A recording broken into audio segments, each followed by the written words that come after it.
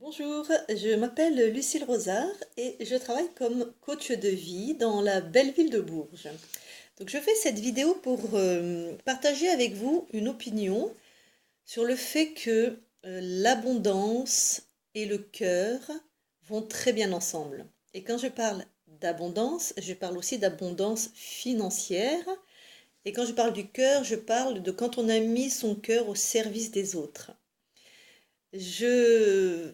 C'est vraiment important pour moi de partager cela avec vous parce que beaucoup de gens diabolisent l'argent, posent des choses sur l'argent, c'est pas bien, c'est sale. Les gens qui sont riches, c'est des gens qui ont fait fortune en volant ou forcément s'ils sont riches, c'est qu'ils ont fait fortune en étant malhonnêtes, en exploitant d'autres gens. Bien sûr, il y en a plein qui ont fait fortune comme ça, c'est indéniable. Et il y en a plein qui ont fait fortune en étant des bonnes personnes. Par exemple, celui qui a créé Facebook, puisqu'on est sur ce réseau, il a fait de mal à personne. Il nous a offert une structure vraiment très bien faite pour être en lien. Alors oui, vous pouvez dire, ouais, il y en a qui postent n'importe quoi, leur vie privée, il y en a qui s'en servent pour faire de la pub, il y en a... Oui, blablabla, oui, ok, je m'en fous. Moi, ce que je vois, c'est que comme je suis une bonne personne, je m'en sers à bon escient et je rencontre des bonnes personnes. Par exemple, j'ai rencontré, grâce à Facebook, David Laroche.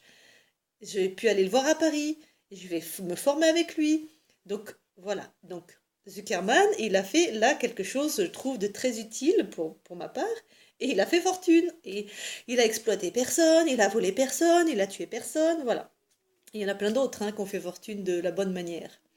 Alors, hier, sur mon site professionnel, Lucille Rosard, coach de vie, j'ai posté ceci. Ah oui, je travaille à l'ancienne, je ne sais pas faire d'insertion dans mes vidéos. Donc, l'argent, en deux mots, l'argent, l'art des gens. Ça s'appelle la langue des oiseaux. Quand vous savez lire dans les mots de manière plus adaptée, vraiment les voir et les entendre différemment, vous avez la symbolique, vous avez le sens premier. Inconnu, la maladie. Mal à dire. C'est ce qu'on a du mal à dire avec les mots qui va malheureusement être exprimé par le corps. Maladie, maladie. Donc vous voyez, la langue des oiseaux, c'est bien entendre les mots. Alors, l'ouverture de cœur, l'art et l'argent. L'art des gens. Je vais d'abord vous définir ce que moi j'entends par l'art de quelqu'un. C'est très simple. C'est c'est vraiment ce que vous faites de mieux, de vous à vous, là où vous êtes le meilleur et ce qui vous fait kiffer.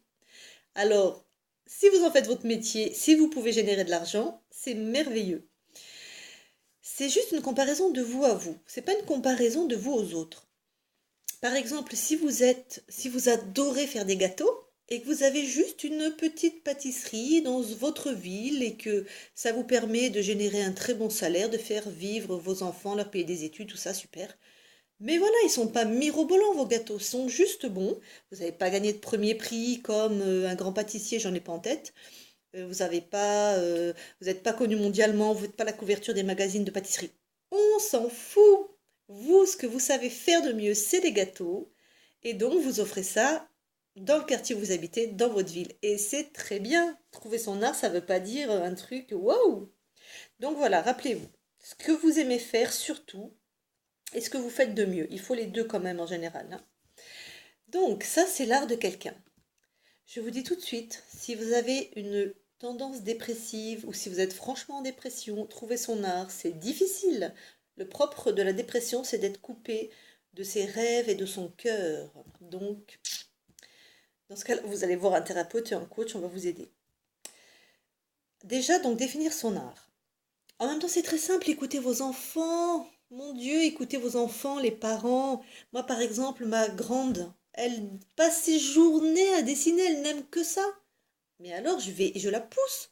Mais qu'elle en fasse son métier. En plus, c'est très bien, elle veut travailler pour Walt Disney ou les grandes productions de dessins animés. Vous voyez, je vais pas lui demander de faire médecine ou de faire avocat. En plus, franchement, j'ai pas envie qu'elle fasse médecine ou avocat. J'ai envie qu'elle kiffe dans sa vie, j'ai envie qu'elle soit heureuse, j'ai envie qu'elle fasse ce qu'elle aime. Elle va donner du bonheur aux gens en se donnant du bonheur à elle-même, vous voyez. Je sais plus pourquoi je vous disais ça. Donc voilà, trouver son art. Ensuite, le rapport entre l'argent et l'art.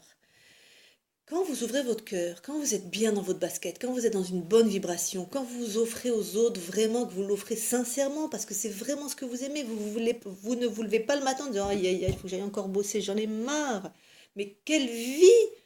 Mais quelle vie de misère, quoi. Vous vous rendez compte? 8 heures par jour. Vous avez que 5 semaines de vacances. Le temps qu'on passe au travail, mais mon Dieu, quelle misère quand on n'aime pas ce qu'on fait. Donc, trouver son art, si possible en faire son métier. Je pense que tous les arts, financièrement, se monnaient. Je suis pas sûre de moi là, mais enfin bon. Alors, qu'est-ce que je disais? Quand on est dans l'ouverture de cœur et voilà, qu'on donne aux autres avec générosité et amour, ça amène la prospérité. Mais toutes les prospérités. Ça amène la prospérité de santé, parce que vous êtes heureux, parce que vous allez au travail en sifflotant. Non, on n'est pas les sept nains dans Blanche-Neige, non, non. Ça amène la prospérité relationnelle parce que vous êtes joyeux, donc les gens joyeux attirent les gens. Vous avez des amis. Si vous avez envie d'une vie de couple, vous avez une prospérité amoureuse. Forcément, quand votre mari y rentre, il est heureux, il aime ce qu'il fait, il est passionné. Il y a plus de chances pour que le couple tienne. Vous avez une prospérité financière. Mais je vais revenir là-dessus. La prospérité financière, c'est en fait qu'un moyen, vous allez faire rentrer de l'argent, mais c'est en fait pour vous donner une prospérité au niveau de la qualité de vie. Vous allez pouvoir avoir une maison qui corresponde à vos valeurs, qui puisse accueillir tous vos enfants. Si par exemple vous voulez que chaque enfant ait une chambre, vous allez pouvoir avoir une voiture qui soit sécure, c'est-à-dire une bonne voiture où vous roulez en sécurité, donc un bon modèle. Vous allez pouvoir offrir des études à vos enfants. Voilà, donc ça, c'est une prospérité de confort, d'offrir aux autres. Mais on est dans une société qui passe par l'argent, qui est construite comme ça, donc ça ne sert à rien de lutter contre et ça ne sert à rien de diaboliser l'argent. L'argent, à l'origine, c'est pour faciliter les échanges. Avant, on faisait du troc. Alors, si vous voulez continuer pour aller acheter la petite robe qui vous plaît, de venir avec votre mouton pour échanger le mouton contre la robe, ça serait une robe qui serait quand même assez chère et encore, les moutons, c'est pas ce que ça vaut aujourd'hui. Je pense à une amie qui a un mouton, bref.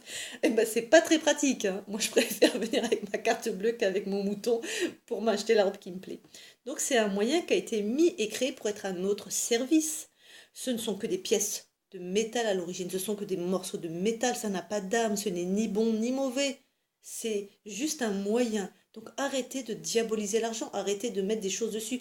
Oui, il y en a qui s'en servent à mauvais escient, mais ces gens-là, ils sont comme ils sont, vous leur metteriez entre les mains autre chose que de l'argent, ils s'en serviront à mauvais escient. Voilà. Mais l'argent en soi, c'est inerte, ça n'a pas d'âme. Si vous prenez un tas de billets, vous le posez quelque part, personne ne le voit bien sûr, mais vous le posez n'importe où, il va rien se passer.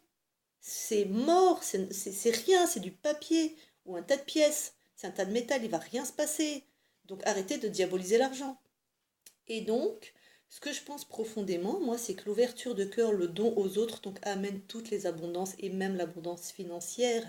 Moi, je suis très contente. Il y a une seule école publique en France de ce que veut faire ma fille. Si elle va dans une école privée, c'est entre 8 000 et 9 000 l'année. Donc, vous imaginez bien que ça va me demander de générer de l'argent. J'ai dû interrompre ma vidéo. Ma fille vient de rentrer quand on parle du loup. Donc voilà, pour vous dire que c'est juste ce qui nous permet aujourd'hui d'accéder à un bien-être, d'accéder à des formations, d'accéder à une nourriture saine, d'accéder à un loyer qui nous convient. C'est donc une prospérité de confort et de bien-être. Et donc vraiment, euh, arrêtez de diaboliser l'argent, ce ne sont que les personnes qui s'en servent, qui sont bonnes ou mauvaises. En soi, ce n'est rien.